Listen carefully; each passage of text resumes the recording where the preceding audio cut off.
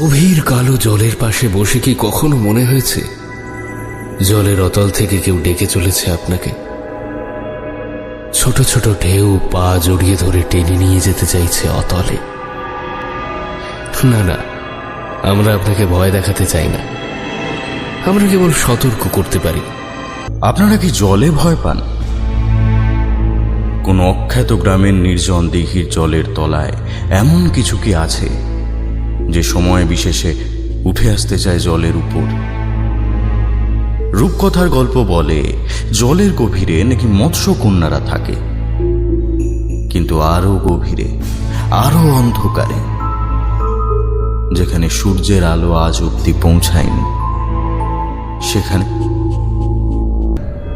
পচা ডোবার পেতনি। পেতনি তো আপনারা সবাই দেখেছেন, সে কি দেখেননি? নাছোড় বান্দা পেতনি কোনোদিন পিছু নেয়নি আপনাদের?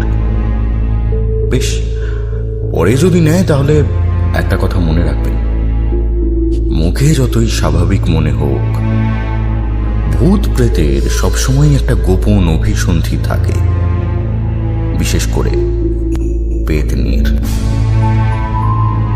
শুনতে থাকুন।